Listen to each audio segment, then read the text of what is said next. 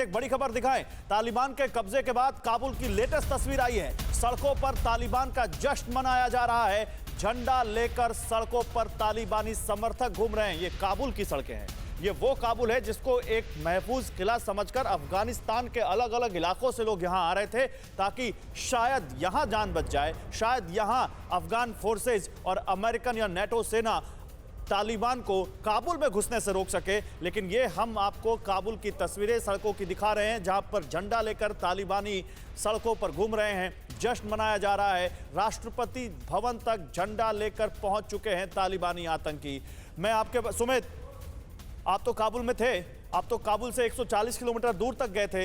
ये तस्वीरें उस समय तो नहीं दिख रही थी, और आज जो तस्वीरें दिख रही हैं, तो ये तो फिर साफ है कि अब तालिबान ही मालिक है किस्मत का अफगानिस्तान की।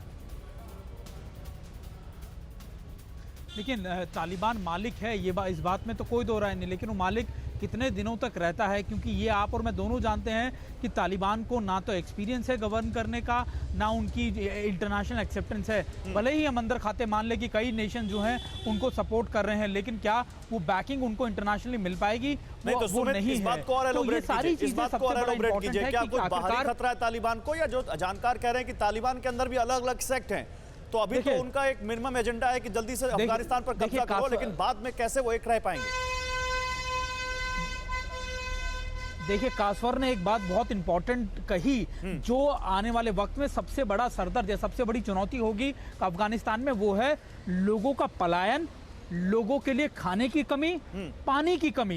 ये सारे इश्यूज अफगानिस्तान में बहुत जल्दी बढ़ने वाले हैं, बहुत जल्दी देखे जाने वाले हैं। क्योंकि मैं भी जब काबुल गया था तो कई लोग लगातार अपने परिवार को वहां से निकाल रहे थे, कई अपनी महिलाओं को, अपने बच्चों को वहां से निकाल रहे थे। काबुल के अंदर ही सिटी के आसपास के इलाकों में टेंट लगने शुरू हो गए हैं, जहां जहां पे जगह है। बच्चे रोड पे भीख मांगते हुए नजर आते हैं, लगातार खाने की मांग करते हैं। तो ये सिचुएशन तब थी जब हम काबुल में, यानी मैं आपको 20 दिन पहले, 15 दिन पहले की बात बता रहा हूं। अब ये देखिए, जब वो काबुल तक पहुंच गए हैं, जब तालिबान ने पूरा कैप्चर कर लिया है, तब आएगा सबसे बड़ा इशू कि आखिरकार गवर्नेंस कैसे किया जाएगा, इन इश्यूज को कैसे हैंडल किया जाएगा। क्योंकि अब ना तो अमेरिका वहां रहेगा, ना नेटो फोर्सेस वहां रहेंगी, ना इतनी बड़ी इंटरनेशनल एजेंसी वहां पर रहेंगी। तो ये सारी सिचुएशंस लंबे समय तक अफगानिस्तान को झेलनी पड़ेगी। फिर इस समस्या का हल क्या होगा? अचल सर, फिर इस समस्या का हल क्या होगा जिस तरफ सुमित इशारा कर रहे हैं? तालिबान को ना तो अनुभव है सरकार चलाने का, तालिबान के ना कोई इंटरनेशनल रिलेशंस हैं। जिन 2-3 देशों का यहां पर जिक्र कर रहे हैं कासवर, उसमें पाकिस्तान तो खुद अपना देश नहीं चला पा रहा है, चाइना के अपने वेस्टर्न इंटरेस्ट हैं। तो क्या भविष्य होगा ये?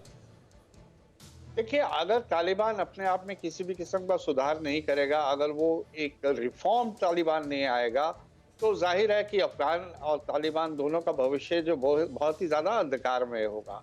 अभी आने वाले कुछ महीनों में हमें देखना होगा कि इंटरनेशनल कम्युनिटी इससे कैसे रिएक्ट करती है।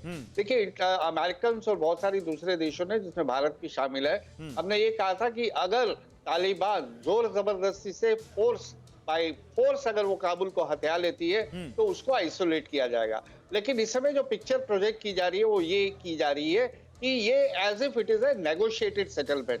हम लोगों ने बहुत ही शांतिपूर्वक तरीके से काबुल को कोई नुकसान नहीं पहुंचाया, काबुल के लोगों को कोई नुकसान नहीं पहुंचाया, और अपनी अब तक की जो हमारी सफलता थी उसके दम पे हमने उन लोगों से बात करी, और सरकार जो है शांतिपूर्वक अपनी जो सत्ता है वो हमारे हवाले करके वो छोड़ के जा रही है। तो इस बिना पे वो इंटरनेशनल रिकॉग्निशन की मांग करेंगे, कुछ देश उसे दे भी देंगे।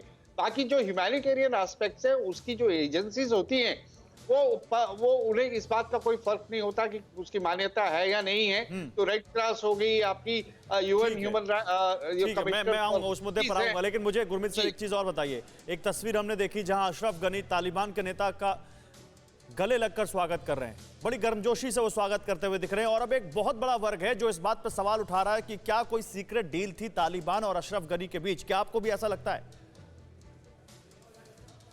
हालत है वो मजबूरी की तरफ ज्यादा लगते हैं, क्योंकि 2 दिन पहले जो उन्होंने एक अनाउंसमेंट की थी, कहा था कि हम रीमोबिलाइजेशन करेंगे और नए रिजॉल्व के साथ में तालिबान के साथ में लड़ेंगे, लेकिन जो हुआ है वो उसके एकदम विरुद्ध हुआ है।